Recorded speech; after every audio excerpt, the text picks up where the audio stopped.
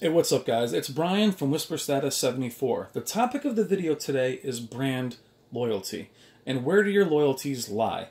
What's important to you in terms of which product do you purchase? Do you go by name? Do you go by performance only? Do you have certain brands that have a certain memory that you go back to that you have a soft spot for?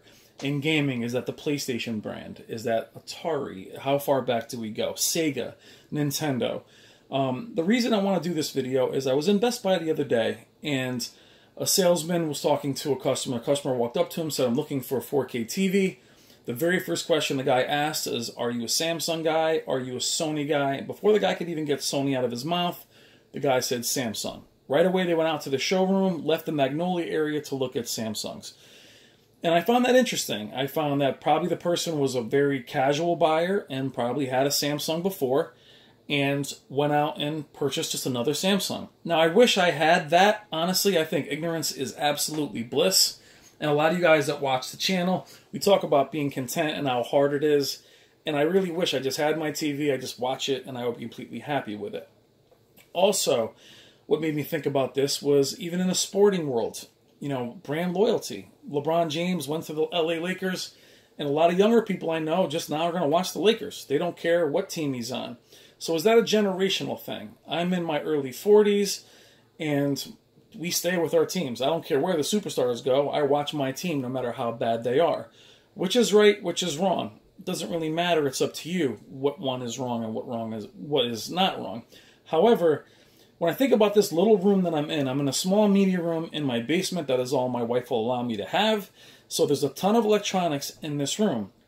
Now, those of you that think I'm a Sony guy, I see why you would think that. The majority of videos I have are the Sony 900E. It is my main display. I am not a professional TV person or electronics person. I don't buy TVs, review them, send them back. I find that to be stealing or disingenuous. I'll buy a new display when one blows this one away and is a clear upgrade. I will upgrade. It may be soon, it may be in a few years, but for right now, I'm very happy with this display. But I can see watching the channel, you're seeing Sony. And you're thinking, oh, he's a Sony fanboy. I get that in the comments a lot. However, if you come at me with a question of which display do I recommend, if it's this TV or another, you'll find a lot of times I'll go with the other if I think the other is better. And go through the comments, and what I want to do is show you the brands that are in this room. And for yourself, look and see the brands that are in your room, your living room, your bedroom, wherever you do most of your watching.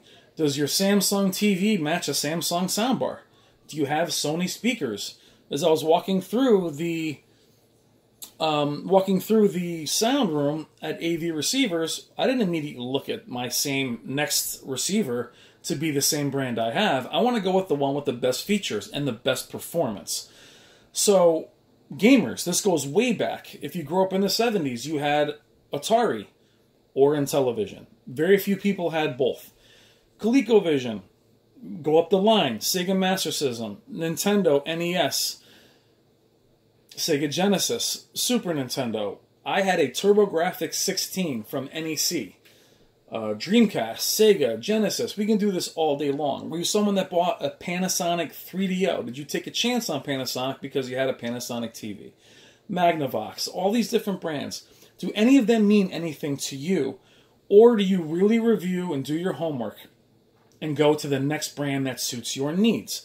I will tell you, my very first HD TV was a Sony Grand Vega. I showed you in the video of my old displays. And I got to tell you that it was also my very first defective display. So to be honest, I actually stayed away from Sony until 2017. And my talks with Artings.com at the time were trying to push me towards Sony because a Sony 900E would fit my needs. I did not want anything to do with Sony. I had Sony TVs before that with the Trinitron. The Grand Vega left a bad taste in my mouth. Also did not like the Sony look. Now, some of you asked what I meant by the Sony look or the Samsung look. Each brand has a different way of handling motion and their picture quality. For many years to me, Sony always pushed towards blue. They had a certain sterile look to them. For other years, Samsung to me had a sharper image, was more colorful. So my first favorite TV was a Samsung LCD Touch of Red. I took a chance on a Vizio, and then I went towards Samsung, had a lot of defective Samsungs, so I will be apprehensive to go towards Samsung. Though I believe in 2018, Samsung has the most fully equipped LEDs now. So when I go to purchase another display, whether it's soon or later, I'm going to be open all over again. And as far as who has the best customer service, guys, they're all terrible. Every single one of them, manufacturers, have their horror stories when it comes to dealing with defective displays. But back to brand loyalty. You know, were you also someone that got stuck with a format war and got on the wrong side of it? Wrong side of it, right side of it.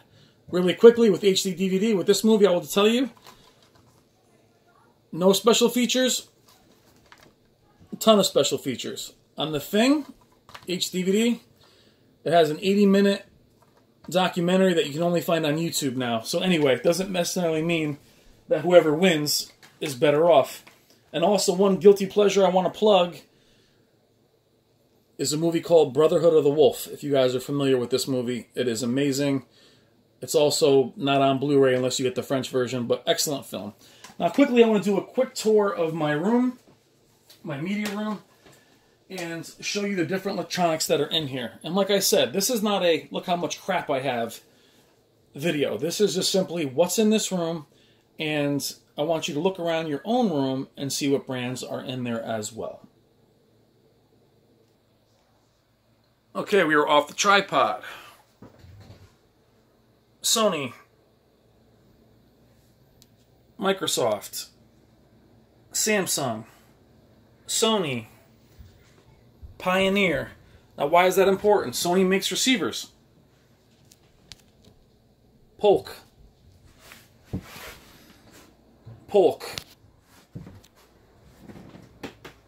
B&W. The Crow, randomly. B&W. GoPro. Let's go back to the receiver. Or, I'm sorry, back to my computer. Asus. NVIDIA. AMD, MSI, EVGA.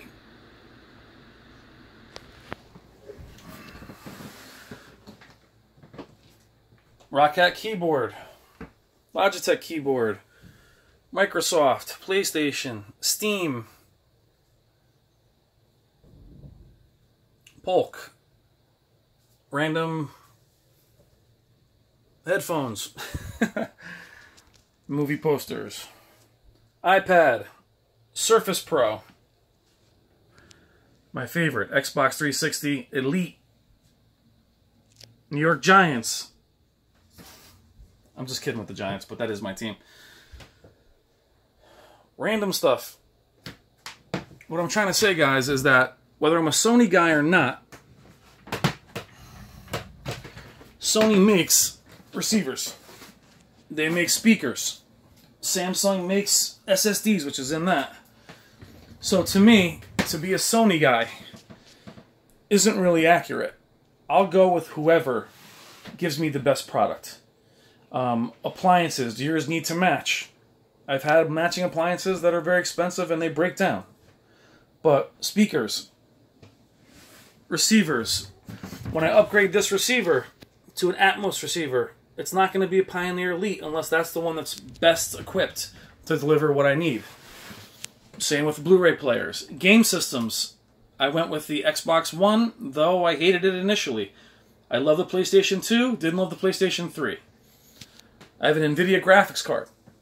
Now, will that be the one that's in there if AMD makes an amazing one? I don't know, but it's what's important to you guys as far as your brands. Again, not a look at how much crap I have, but look how many different electronics are in this one room. And how many are different in your room? That's what I want to know, guys. Is our brands important to you? Does it matter? When you make your choice, does it matter? To me, it doesn't. Performance matters. Let me know what you think in the comments, guys, on how many different electronics you have. All right, guys. Thank you, as always. Take care.